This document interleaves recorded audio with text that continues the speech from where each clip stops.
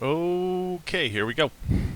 How electricity works in residential situations. This is a continuation of the other video that I made about residential construction and the basics for your wall project. This is a continuation. There's two parts to this whole unit. Is the wall part, the actual framing, and then there's the electrical part. And the reason that I divided it up like that was because they can they work together, but they kind of have their own two distinct parts. So we're going to start here at the beginning with essentially what is electricity, and that's something that's really important to understand, because electricity isn't just the thing that makes the world go round these days, from your smartphone to your house, to where the two kind of have merged in certain situations with smart home technology and whatnot. But it's not just that. It's the overarching concept that electricity isn't new. Us harnessing it is new. So, what is electricity? So we're going to watch this video. I'm going to pause my audio so you don't have to listen to me breathe the entire time. And here we go. Electricity is vital to our civilization. So what is electricity and how does it work? To explain electricity, we need to zoom past the molecular and into the atomic level.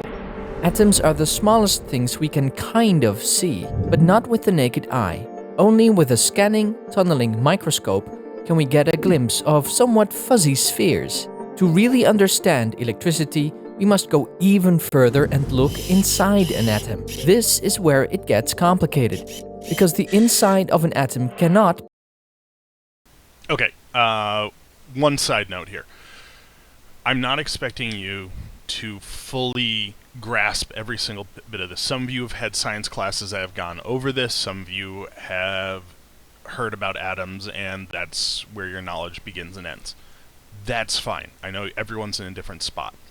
One thing I want to tell you about atoms and what this is talking about and how that relates to electricity is we, in a lot of ways, can't see this stuff. So a lot of you have gone deer hunting, or some of you, I don't know at this point, because this is a question I'd normally ask with all of you sitting in front of me. But, so, bow, rifle, whatever, see a deer, shoot deer, deer takes off, and then you need to track it. You don't see that deer after it takes off, you see blood or broken limbs.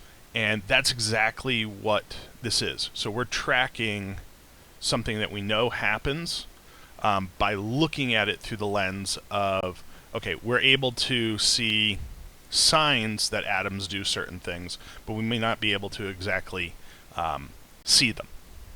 So we're inferring, or an inference is using signs to find the cause or the root. So, and that's taken, well, at this point, probably hundreds of years. We started thinking that there were things that were manipulated or being manipulated at a very, very low level, and then it kind of zoomed out until the things that you can see are happening. So think about it in that terms of that hunting analogy, where you're tracking something. You know it's there. You see the outcome. You've seen the outcome, but you may not actually see the thing. So, and again, you're not expected to understand all this. It's just we're starting at the beginning and trying to tie things together, because a lot of times what happens is the stuff you go over at different times in your life may not be exactly how it really is, because it's easier to understand otherwise. So, again, here we go. be seen, at least not at the time of writing. So we will use this representation of the inside of an atom. This is called the Bohr model. Keep in mind that it is not to scale and only two-dimensional. This model is also known as the planetary model, modeling the parts of an atom as planets orbiting a sun or moons around a planet. While actually these orbiting moons are not at any one place at any one time at all, but exist more as regions or clouds around the core. However inaccurate the Bohr model might be, it will do for our explanation of electricity. Atoms consist of protons and neutrons. These form the nucleus of the atom. Orbiting the nucleus are the electrons. It's these electrons that are responsible for electricity, hence the name. Think of these orbits more as shells surrounding the nucleus. What type of atom, which element it is defined by the number of protons in the nucleus at the center. Atoms of one element all have the same number of protons, but can have different numbers of neutrons and electrons. It's this variable number of electrons that is important to our understanding. Electrons, which are far lighter than the protons in the nucleus, can relatively easily move. And this is important because the movement of electrons is what forms an electric current. The atom's protons account for the positive charge of the nucleus, and the electrons for the negative charge. In a stable, resting, or rather neutral electrical condition, these charges balance each other out within the atom. This gives the atom a net electric charge of 0. For each positive proton, you will find one negative electron. In this state, the atom is at its lowest possible energy level, which we call the ground state of the atom. However, we can change the atom's charge or energy level by causing it to gain or lose electrons.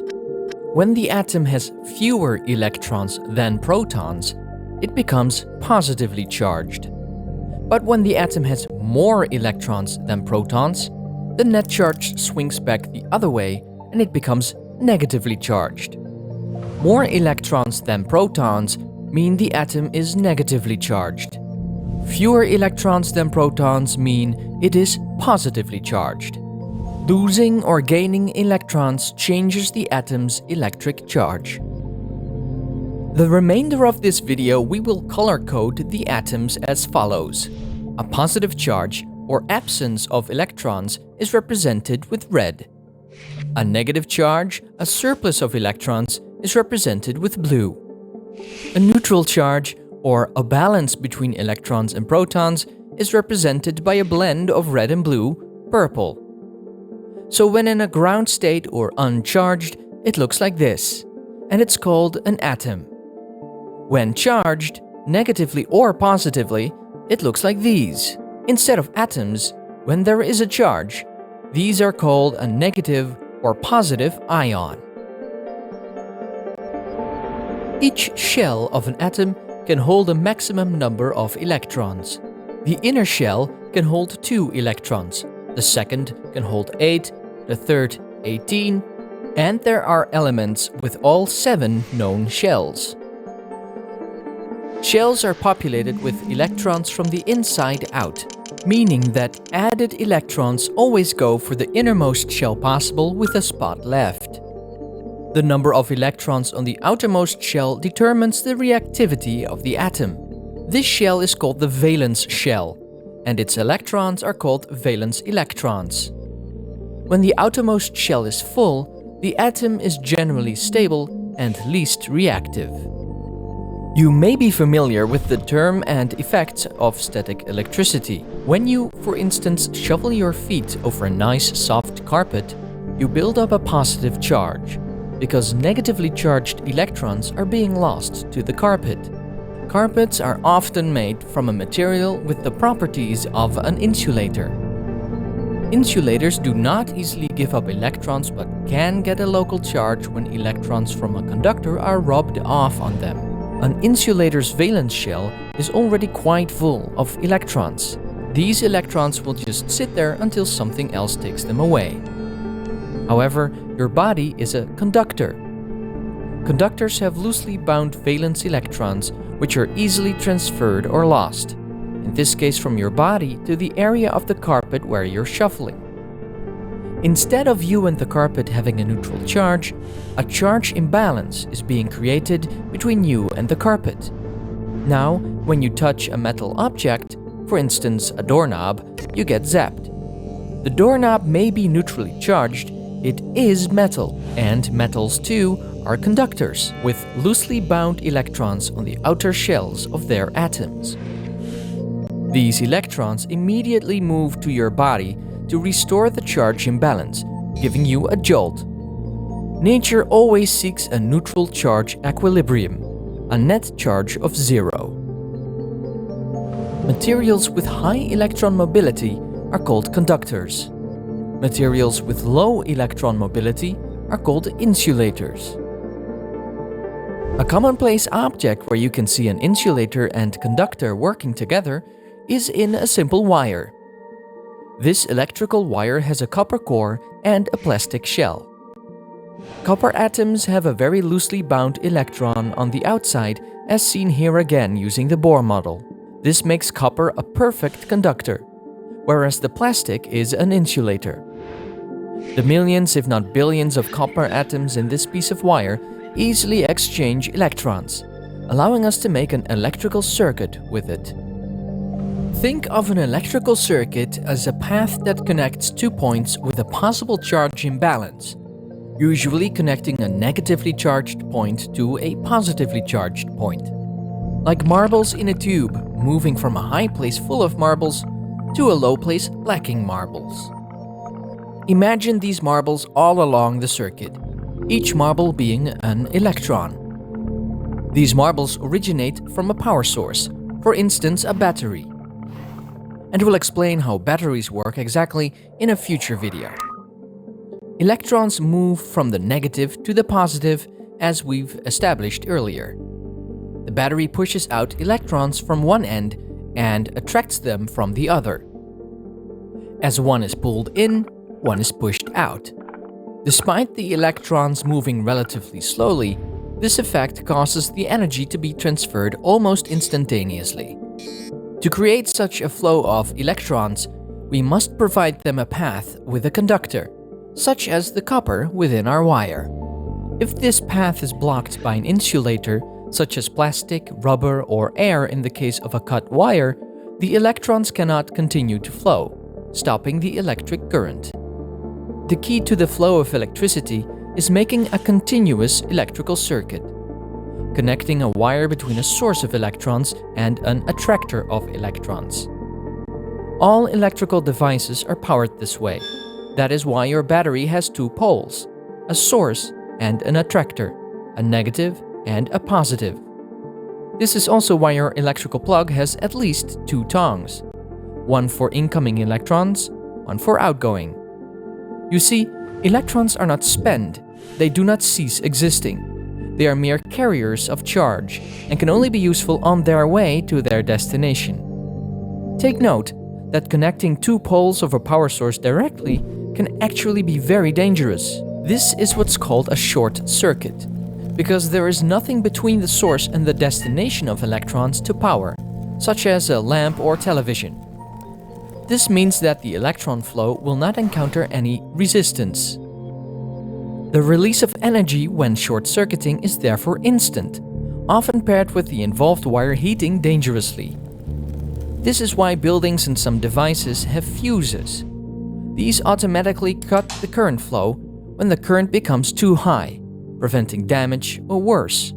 In the next videos on electricity, we'll learn more about generating power, resistance, voltage, amperes, batteries, fuses, motors, transformers, and more. Subscribe and hit that bell to get notified when the new Well, not exactly us.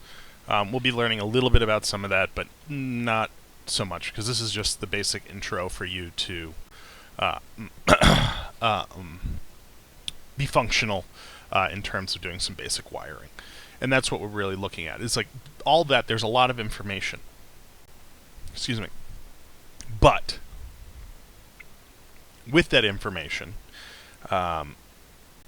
there's only so much that's functional.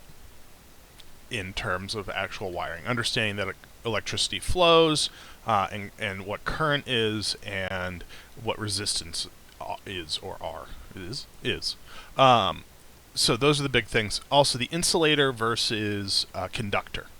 That's probably the most important aspect of all that, which seems a little bit crazy because we just spent 10 minutes going over this, but there's as I said, there are a few big takeaways. Understanding what is flowing through those wires, and then current, voltage, resistance, insulator, and conductor. So I'm not going to spend a lot of time on this next part. I included this because one, it's for different types of learners. If you'd prefer to read through stuff, this dives into that current, which is amperage. When someone says an amp, that's what we're talking about. And voltage, when we say volts. So a wall outlet is 110, 120 volts at the wall. You also, that's a standard outlet. Number of amps, normally we're looking at about a 20 amp circuit. And then resistance would be some type of consumer, or the wire that it's flowing through has some level of resistance. It should be pretty close to zero. But if we get up to that, where, like the video said, we get up to that point where there's an air gap, resistance goes to infinity, essentially, so a broken wire. But if we think about this, it takes 1 volt to push 1 amp through 1 ohm of resistance. You don't need to really understand all of that now. I'm just mentioning it because at some point someone will say something similar to you, and I want you to have heard it. So we have current, voltage, and then resistance. We're also looking at conductors and conductivity and insulators. So if you look here, so an insulator versus a conductor. Easy flow of electrons. You can see my pointer. Insulator, not so great flow of electrons. And that's exactly what we're doing with a conductor, is that it's easy flow.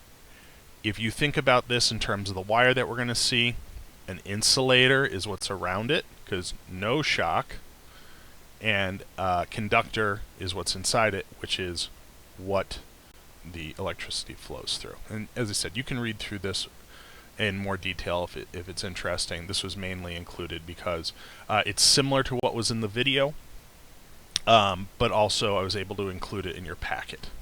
So what is electricity? First off, there are 2 types of current, and what that is essentially how the current is flowing. So DC, which is what you see in automotive applications, 12 volts, I can't remember the number of amps off the top of my head, sorry, it's not really relevant, but 12 volt, and it starts at the battery, and it's linear.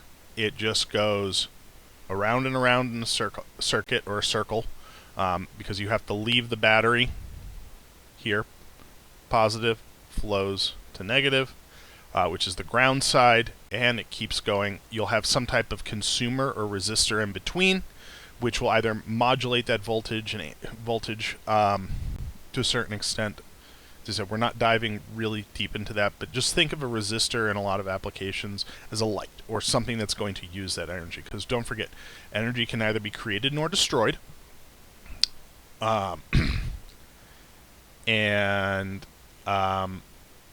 Yeah, we're just transferring it.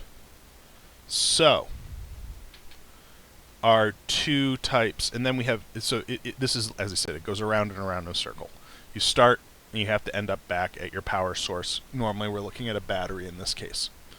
I'm not going to dive super deep into that. Our wall source is AC. And what that is, so one other thing, DC, short distance transmission. Also, it's what's used in your phone, or the actual power supply in a computer, or pretty much anything like that, is pretty much all converted into DC power once it gets to here.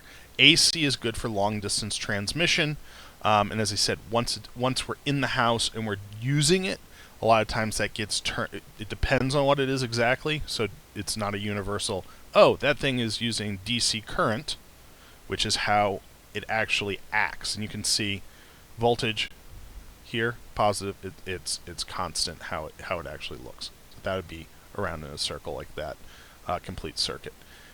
AC has kind of this push-pull effect to it. It's switching its direction constantly. So like it's kind of this push on one wire, pull on the other, push, then switches back and forth. It's a little bit weird. And as I said, I don't want to confuse you, and this is one of those things where it's kind of hard with one graphic, and I couldn't find it. This is just a cursory overview.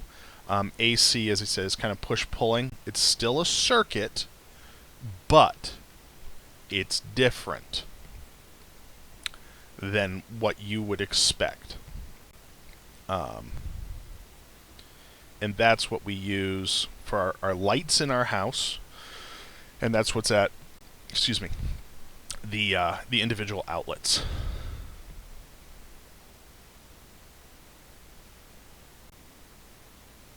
Okay. Moving on. So we always start with generation. It doesn't matter if it's solar right at the house, or a solar array down the road, or what we're hoping to move away from are these coal-fired power plants, because they are super dirty. It's not any statement on positive or negative of them in terms of anything other than they do have a lot more waste, essentially, byproducts. Same thing with oil. There's still a very large number of plants that do oil and coal, but we're trying to move away to those renewable resources. And again, this is not anything beyond that. There are some pretty nasty byproducts. Same thing with nuclear, but it's a different level like that. The interesting thing about all these, other than solar, and I don't know why, hydrogen's kind of a weird one. Let's not even really get into that one. So biomass, oil, and coal all are burning something. Hydroelectric is the transfer of water from a higher point to a lower point. And then solar is kind of its own thing, and I'll explain that in a second. But if you look at hydroelectric, coal, oil, biomass, and nuclear, every single one of those basically does one thing. Power generation has not changed in forever. It's gotten more precise, and we can get more out of less. But basically what they do is we are using either the hydroelectric, the potential energy of water up high, going down a sluiceway or of some type, turning a turbine, which is basically a generator, and by virtue of doing that, we turn it just like the the generator that you would have in your garage or by your house for when the power goes out. What we're doing is we're turning that, which creates electricity. Hydroelectric, coal, oil, biomass, and nuclear basically are doing all the same thing. They are turning a turbine to create electricity just at a much larger scale of a generator that you might see in your daily life. Hydrogen, there are a couple different ways that this can work. I don't really want to get into it right now. If you have questions, I'm more than willing to answer them. And then there's solar. Solar is significantly different. Solar Solar uses what is called a photovoltaic cell, and when light shines on it, it gets excited, and the cell, and it's not like ooh party. It's the light shines on it and basically causes an electron to go woohoo off into basically creates it so that it's usable. And our photovoltaic cells have gone from like single digit performance to, and this is a fact of money and production, the more you're willing to pay, the more efficient they can be. But like a standard cell is we're looking high teens, 20s, and even higher than that. So um, if you know someone who bought solar panels right around probably the time you guys were born, in the early 2000s, and they work okay, but they're like, I still have to pay a bit of an electric bill. That's because their efficiency wasn't that great. Newer ones, which the prices come down because of how many have been manufactured, and also them becoming more mainstream and different ways to pay for them. There are companies, a company called Solar City, which is now owned by Tesla. Um, Actually, instead of you buy them ahead of time, you put all your money into them, and then you have to wait. They set up a way of, because the concept of solar is that you eliminate your month-to-month power bill, because you're generating your own energy, but you still have to pay for them. Solar City and now Tesla Energy decided that instead of doing it as a normal loan, they created a system that looks more like your standard power bill, which is you pay for your use in sort of a way that's about the same as if you were paying for your general usage. So that's just an interesting fact, and that's one of the reasons it's solar. One of multiple reasons that solar has become much more prevalent. And one of the things about that is that yeah, it's a great way to reduce our dependency on other sources of electricity, but it's also a way for us to um, directly use something that we're already seeing, the sun. Okay, so generation, then it gets transmit, even if that transmission is super close. Okay, so back up to that. Generation, transmission, so we can come from multiple sources, and then it gets distributed to the customer, and it's metered. It's like pretty much anything else that you buy incrementally, food. So again, this is another look at it, but it gets us a little bit closer. So we go electric generation, then it's switched, and so that transmission, and each time depends on, again, how it's generated.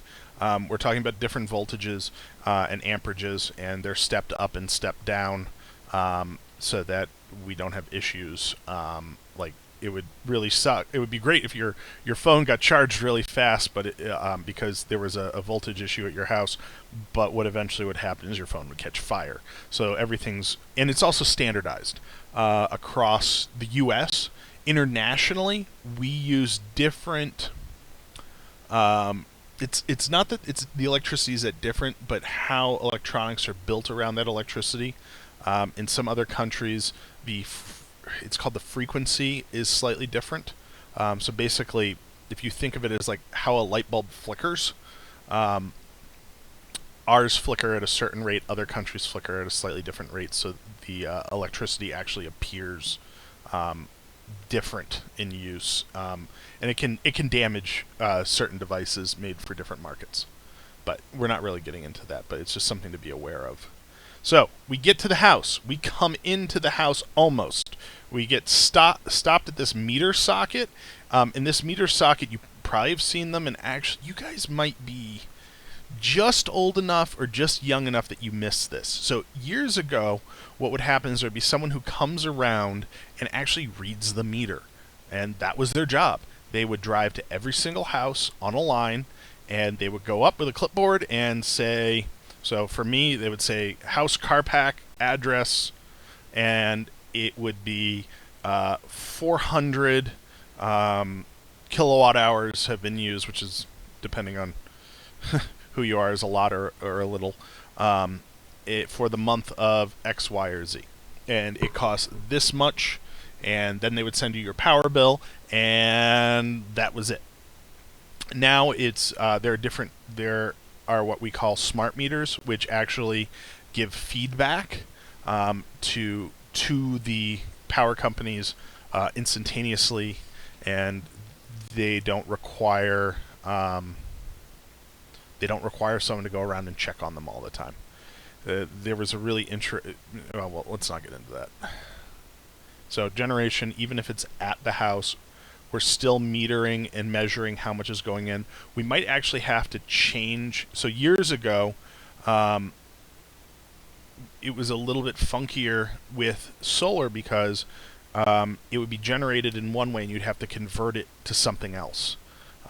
So you'd have to go DC to AC back to DC, or all your stuff would have to be DC. And with converters and inverters, I'm throwing a lot of words at you. Don't worry if you don't understand exactly what I'm saying, but you can see right here. Solar panel converts sunlight to DC current.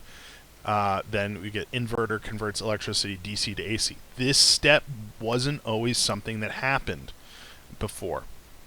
And when that so what would happen is the whole house would be changed over to run on DC because it would be, in some ways, it'd be too expensive, which for some people was fine because they were using multiple. They were fine with it and they bought specific things, which they couldn't just go use a standard stove. If they were using if they were using solar, they either had to be gas or it had to be a stove specifically built for that. So what happens now is with some of the advances in technologies and some of the technologies that have been developed, it's a lot cheaper. So your house you don't have to do anything special. Solar panels on, and the control units placed, and you can use all the infrastructure that you have to begin with. Okay, so that's a lot. Oh, one other thing about solar is that you're always producing when the sun is out. You can use LG and Tesla make their own batteries, which is a way for you to store the electricity. But that electricity can either be stored or instantaneously. If you're not using all of it, it can be sold back to the grid to be used other places. And the grid, you'll hear that referenced a lot. The grid basically denotes all the other houses out there that are using electricity. So 120, 240 volts. Thank you for bearing with me as I stumble over words. So 120, 240 volts into the house. You have your black wire, which is your hot, and we'll go over that in a second. Your neutral wire, which is white, and then you have a ground. And ground happens in different places. You can see the neutral wire is typically ground at the pole in the house, and often acts as a support wire. You don't have to worry about that. But essentially what happens is your ground allows for any stray current, instead of going into an object that's being powered, or allows for that electricity to find its way back to a safe spot, which is the ground. There's some stuff here that's happening. I don't want to get into it because it gets really confusing. But just know that 120 volts is your standard, 110 or 120.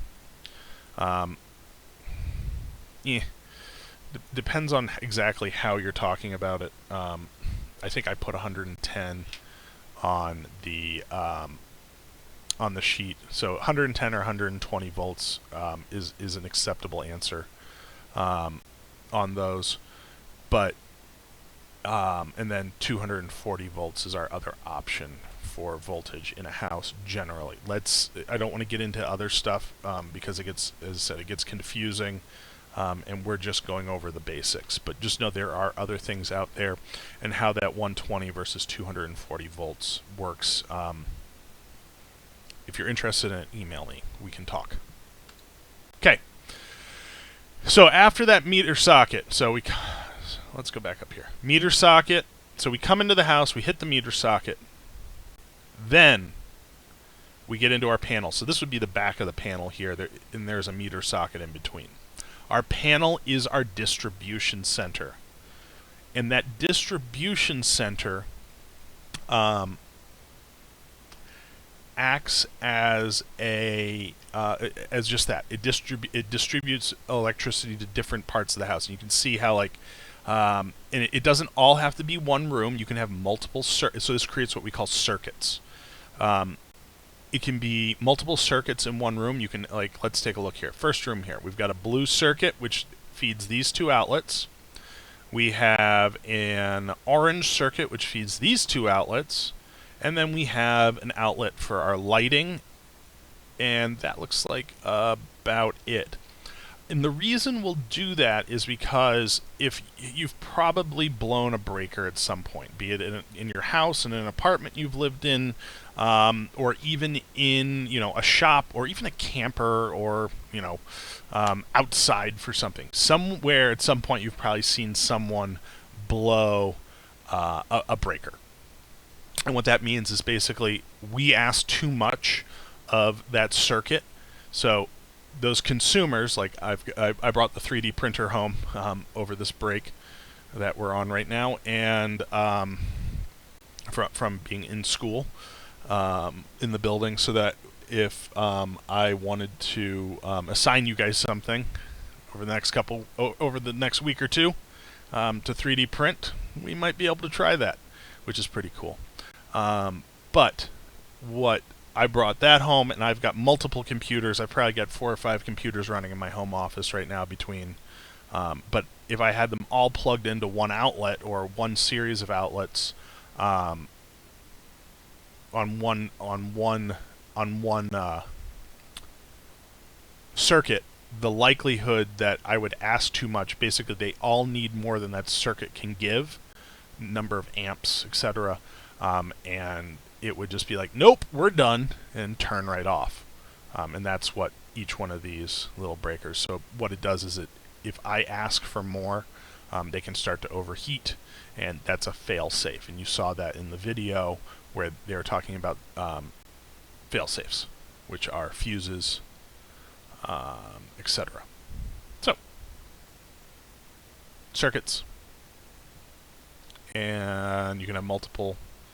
Basically, it's designed on the demand of that room. So lights, and you can interweave these. Like you could feed this light off of this and this light off of that, and you can.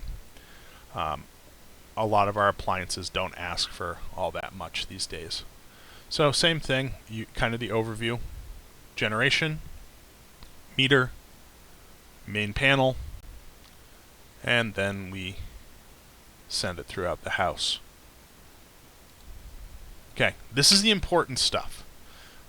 This is like, so I know we've been going over this for about almost 40 minutes now, 37 and change. But this is like, all that's the preamble. This is where the rubber meets the road. And the reason that I wanted you to understand that it's not just miracle electricity here, and I know a lot of you know that, but I want us all on the same page. Okay. So, if you look in the upper left-hand corner of this page, you will see 4 different wires, or groups of wire. First things first, that type of wire is called Romex. Romex wire is actually a bundle of multiple wires, but it's purpose-built. So you see a black, which is your hot. Hot is basically...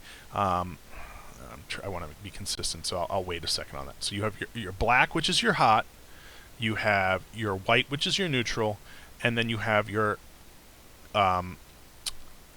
copper wire, or non-insulated, which is your ground. So our electricity is running along the white and black, and those two are our primary, are the ones that we use primarily. And then the ground is our backup in case we have need to dump electricity someplace for safety. It becomes a short or something, so that things get safe. You notice that there's also a red wire in 2 of those. That red wire can be referred to at different times as a traveler. And let's see here. The next one's the one that has the definitions I want to show you. Now, while we're at it, we'll go down. Okay. Wire color coding. Black or red hot carries a current from the panel to the device, which could be a switch, receptacle, light fixture, or appliance. There are other colors for hot wires, but they're much less common.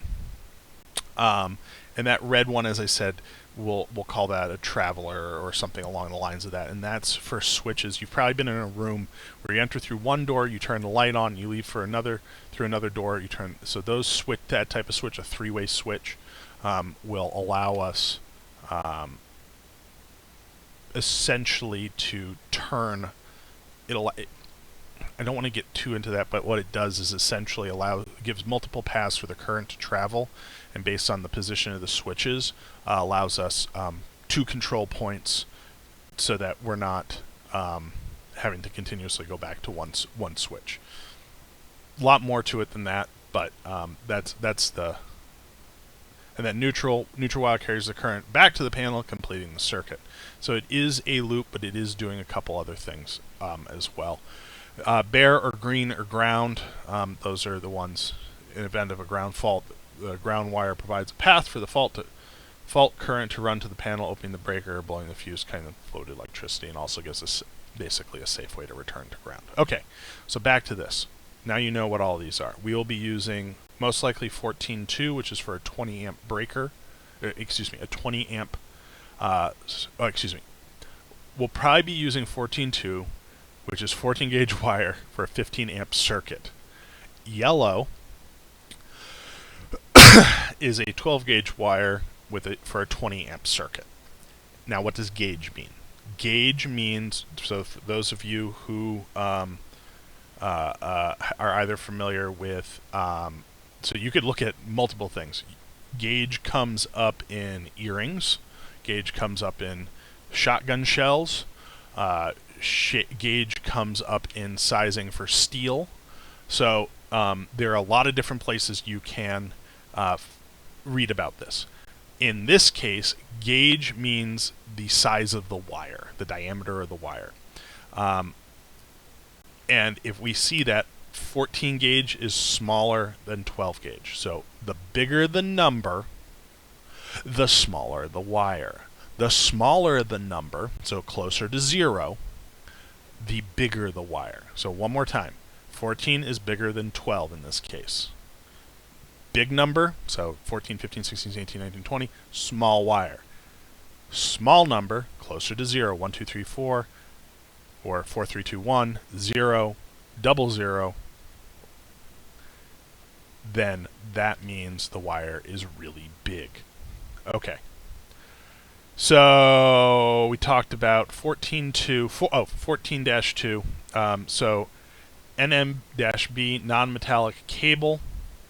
This is the most common type of electrical cable. Non-metallic simply means that the outer jacket is not metal. We can see, we do see that sometimes. They're normally used for connections, certain types of connections from one operational thing to another. Let's not get into that. There's a little bit. Okay, let's not get into that. 14.2, 14 gauge wire, 2 conductors. We do not count the ground. So when we look down at 12.3, 12 gauge wire, 3 conductors. We have our red and black, which are our hots, and our white, which is our neutral. One more time. 14 is the gauge, or 12 is the gauge, or whatever it is, and then the number of conductors, excluding the ground, are the number of wires contained within the outer jacket of the Romex. So you see right here, we have this outer jacket, which is what we would cut back, and when you do that, this is one of those practical things.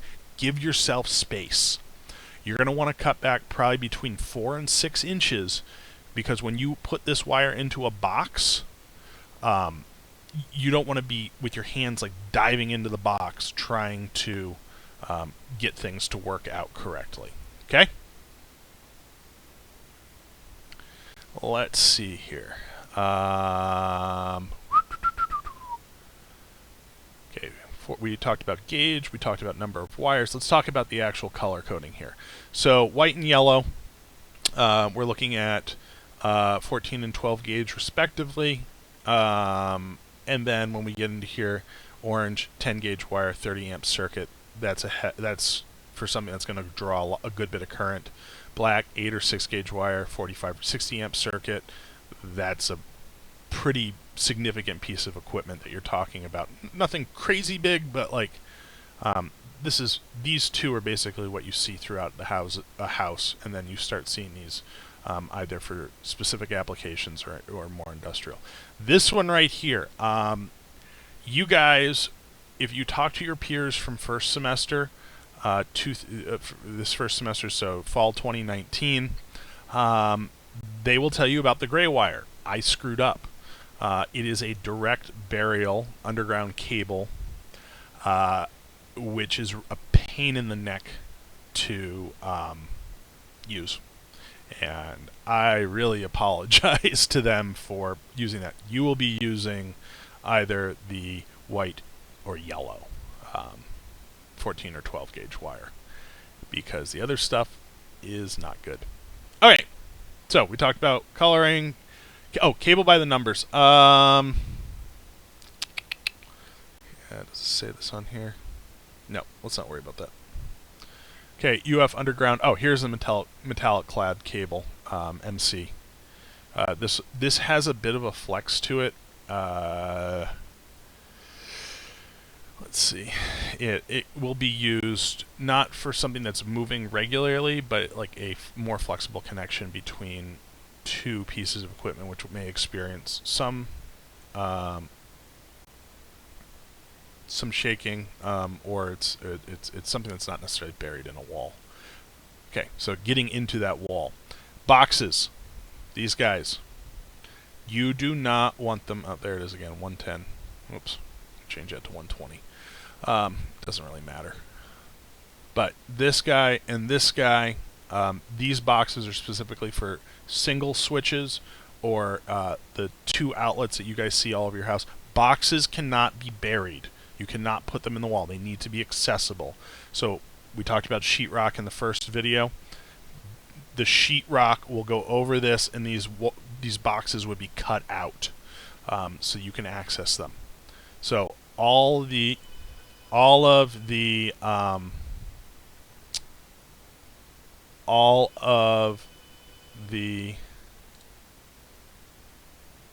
right, so again, boxes can't be buried.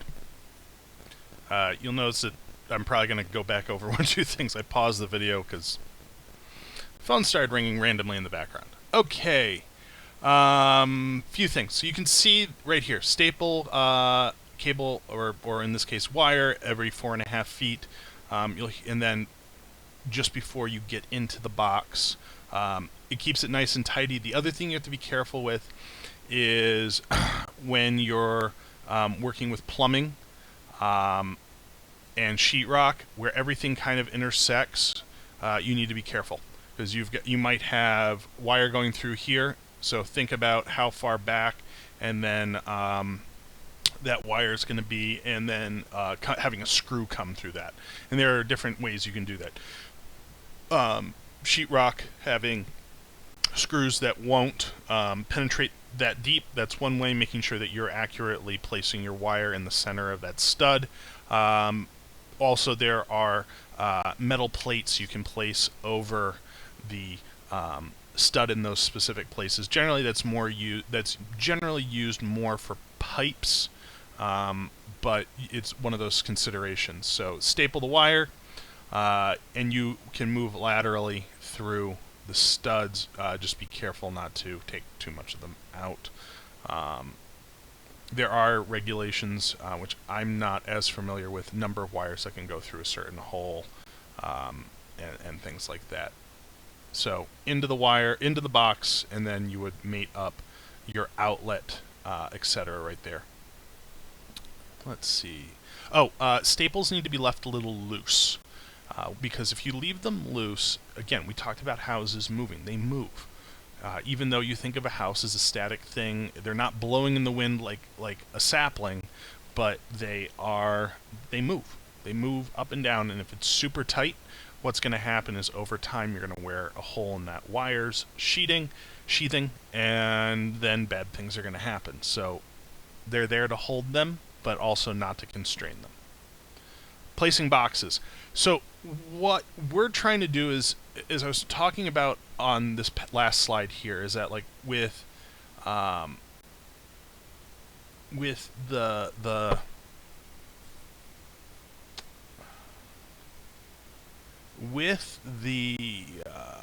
placement through like holes inch and a half from stud face, or at least in the center, somewhere in there. What you want to make sure is because you're going to be working with other trades. The other thing is, see this right here? So this is placing boxes. NEC, the National Electrical Code, is an important thing because what we're able to do is then when other trades come through, so the electricians, individuals who are doing sheetrock, plumbers, everyone knows, even without going back to the print, they're 99% sure how you're going to do something. And that's why codes are important. There are a lot of discussions about the right way to implement them. That's not what we're doing. We're talking about why they are important in terms of other trades and working together, and fully understanding that when I put an outlet in, it's going to be 12 to 18 inches off the floor, and I'm going to run the wire in a certain way so that we don't have issues. Or the other side of things is that I can find that stuff when something goes wrong. Let's say one of those wires does rub, everything was done right, it just, 30 years out, something happened. Well, I know that the wire goes this way, and I can kind of trace it, because you're going to have to, remove sheetrock and go into it. You can trace it in a more easily accessible, ready fashion. With that said, it's not perfect. That's just the reality. So, common wall heights, 12 to 16 inches for floor receptacle, counter 36 to 48. Same thing, like counters vary in height depending on application. Like if you've got a kitchen that is for like a chef, you're going to see a different size counter because they're going to be at it and using it differently. So that's why we have those ranges. But we want to make sure that we're within them, because it's one of those things where if you're at 52 inches, you're probably up under a cabinet, etc. And then also think about the way your doors open, because like here, 48 to 52 inches for a switch, great. But if your door opens this way, in and around, your switch is behind your door. You're going to have to walk into a dark room, close the door, and then turn the light on. So some of it's common sense, or just talking to people in other trades, like the carpenters, like, hey, is that an inward or an outward opening door? Which side's the knob going to be on? Okay? So if you're on a job site in the future, and it's just important to communicate. Okay, types of circuits. This is a DC circuit, but it gets the point across. Series circuit. You feed one light, then the other. You all have seen this go wrong. If you have used Christmas lights or holiday lights or Halloween lights or Easter lights or summer lights or whatever you want to call them, they come in every color and for every occasion. 4th of July lights. Actually, I kind of want some of those this year. Those would be cool. That sparkle and twinkle. The battery right here, you have your positive, you have your negative. This is a DC circuit, as I said. You go out of your positive. This guy is fed through the light. So if you remove this bulb, it breaks the chain that would get us back to the ground, and this bulb goes out because it's sending electricity, but it's not getting back to the battery. Okay, so this stops the flow of electrons. Okay, parallel circuits, same concept, are positive, but we feed two distinct legs off of our positive, and then go back to two distinct ground roots. So if I break this chain right here, this one still will work. If I break it right here, this one still work. If I break it right here, this one will still work. So basically, it's using science to physically separate the circuits so that you don't have as many potential issues. As I said, these are DC. The series versus parallel circuits. It's a little bit harder to build a series circuit with. You can do it, but it's, as I said, it's a little bit harder to build a series circuit with a in an AC application. You can do it, but I'm going to show you how to do it, how to wire stuff, so you don't. Okay, wiring and jumpers and grounds. Wow, I put a lot of ands in that. Ignore that. So, when you're wiring, and we'll look at this again, but if you look at this picture right here, when you're wiring, you come from your box, you'll have 3 wires leaving there, encased in Romex. They are your ground, your hot, and your neutral. Okay? Your receptacle, or device, or whatever it is, and you look at this, it's a little bit hard to see. Do I have a better picture? Okay. This one's a little bit better. You see this outlet?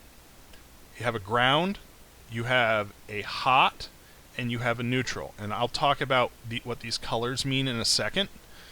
But, so, if you come out of your panel, so this green is our ground. We go to our ground on our receptacle. This wire nut, because what we're trying to do is we're trying to go all the way up to wherever we end. But we need to, it's like kind of like a train station. You got to get off at these different spots. So you get up to here and you take 3 wires. So instead of just having one solid piece that runs to the end, what we're doing is we're stopping at this station, then we're stopping, if there was a ground on this, we'd stop at this station in the same way. There isn't. This one's not grounded. I believe ours are. And then you ground up here. Oddly enough, the light sockets I got are not grounded.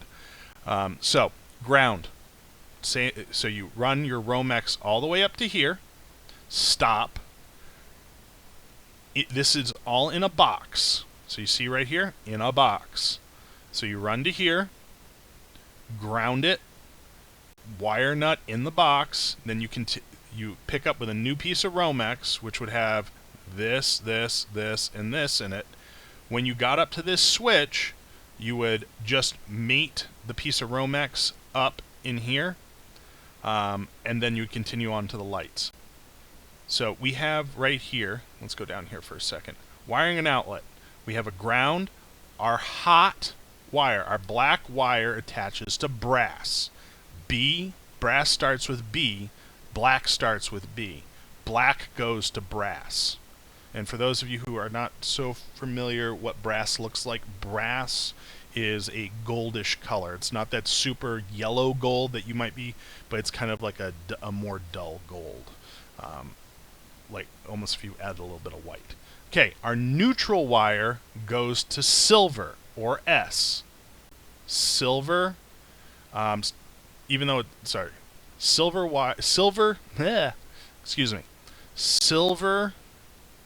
screws look white. So neutral is white, neutral goes to silver wires. So green or copper to ground. So that's the lug. So our green or our copper clad wire goes to ground. Our black goes to brass, and our silver wire accepts the neutral. Okay, back to this real quick. So, wire nuts.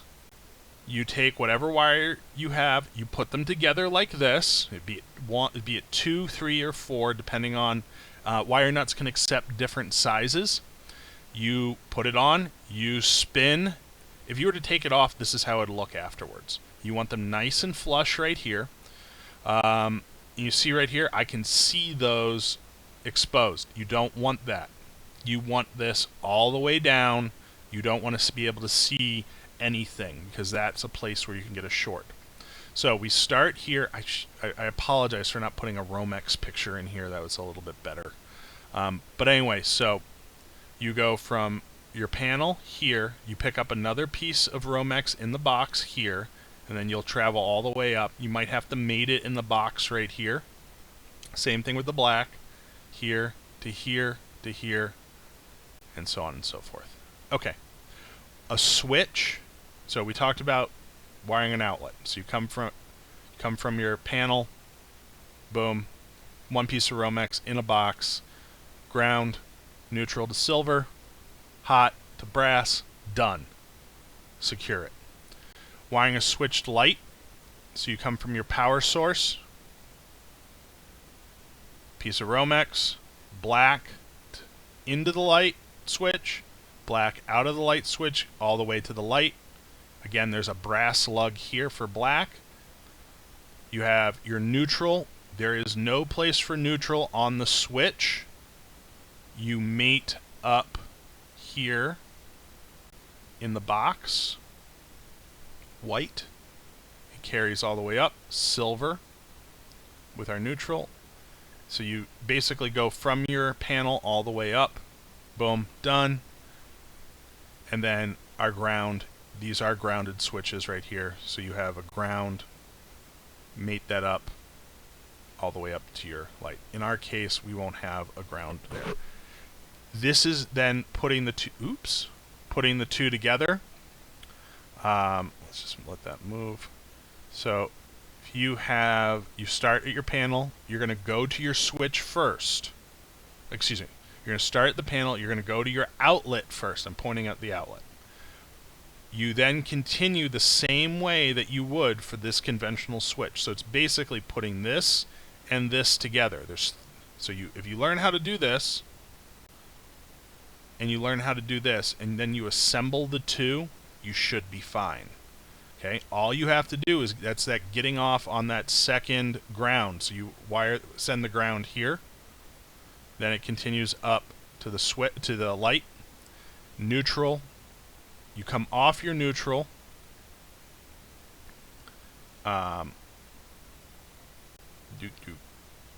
Excuse me. So you come off your neutral, you go over here, you've mated your neutral, you're bypassing the switch with your neutral, and then that goes to the light.